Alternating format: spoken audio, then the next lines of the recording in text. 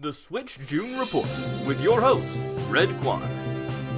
Please, you're too kind.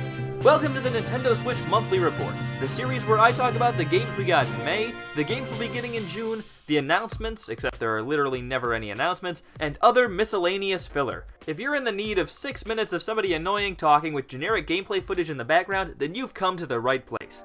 Hello all 3,450 of you, I'm Redkwan, and welcome to the Switch June 2021 Report. I said 2018 at first. Kind of a bad look. So, did we get any announcements in May?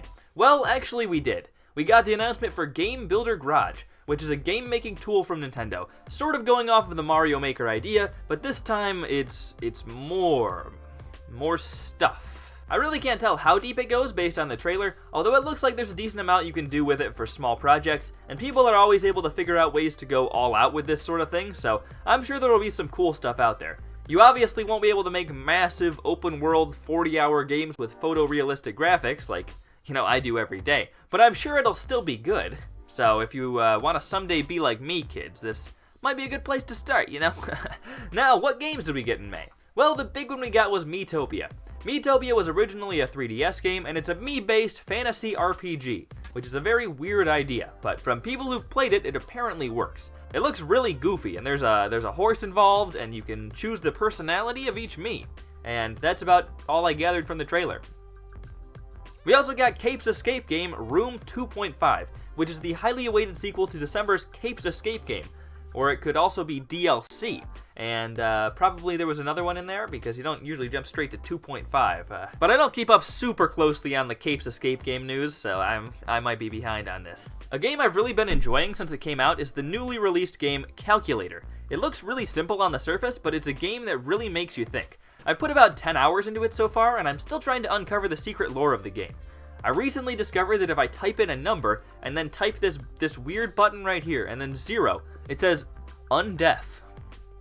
Very mysterious. We also got Subnautica, which is the scuba diving game with deep sea monsters. I think it's something of a horror game from what I've gathered, and it seems to be pretty popular. We also got Xylophone, where you play your very own xylophone, and I like this idea, I really do, but it took me about 8 seconds to find one that doesn't cost $10 and is free online, and I hate to be that guy, but it also has 2 more xylos.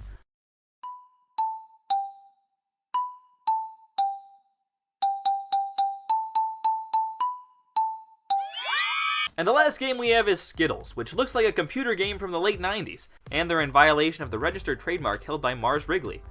Now for games in June. June has the aforementioned Game Builder Garage, as well as The Legend of Mana.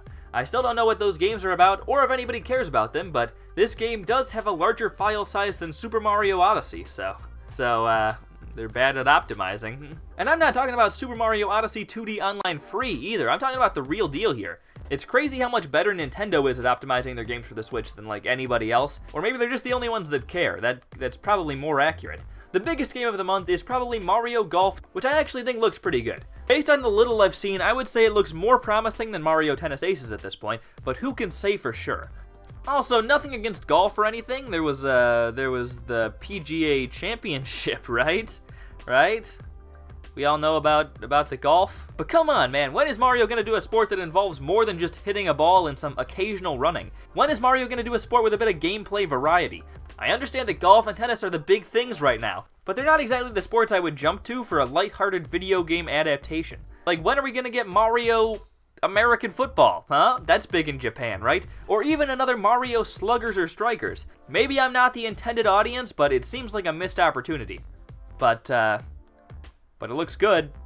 It sounds disingenuous now, but I still think it looks good. We also have Tony Hawk Pro Skater 1 and 2 remastered or something like that, which is pretty interesting. Metacritic would have you believe that these games are some of the best games of all time, which I won't lie, seems like a bit of a stretch, but who am I to say, Maybe they really are some of the greats. I don't think so, but I'm sure they're still good. And finally, we've got Sky Children of the Light, which looks a lot like the critically acclaimed PS3 game Journey. And that's because it's made by the same people who made the critically acclaimed PS3 game Journey. That was actually quite the shock when I figured that one out. I was gonna make fun of it for copying Journey, but they really pulled a fast one on me. I always wanted to play Journey, but I don't have a PS3, so I didn't. But now I could, if I wanted to spend money. It'll probably be like $10, but it was on mobile to start with, so it can't be that good, right? And that's about all you need to know for June. I'm sure Calculator will still be keeping me busy, so it's really not that important anyway. Next month is also E3, which means we could be getting some very interesting stuff. Very interesting indeed. Or we could just be getting info on Skyward Sword HD and some Animal Crossing update, because they do that sometimes. But I think it's been quite long enough between word on some of Nintendo's biggest games, like Zelda Breath of the Wild and Metroid Prime 4, and if we still don't hear anything about either of those, then what the heck are they doing? Like, seriously, what's going on? Also, probably some more Splatoon 3 stuff, although I could actually see it going either way on that, because sometimes Nintendo likes to wait to show anything about a game in detail until right before the launch, where they then proceed to spoil all of it in a Treehouse event. I don't know why I'm so bitter today, I'm very bitter. But yes, even though it doesn't feel like it, a Nintendo Direct is probably coming real soon. And now it's time for everyone's favorite, least favorite segment, Pick the Pick. Is this game called Fun Fair Game, Throw Bopalooza, Strike Days Cans, or Toss 'em Why Don't Ya? It was Strike Days Cans. And also, the Switch probably sold pretty good in May, and the games too, and in June also. You can't complain now, because I did it, technically. This has concluded your Nintendo Switch June 2021 report. Well, I'm Redkwan. How do you think May went for the Switch, and how do you think June will be?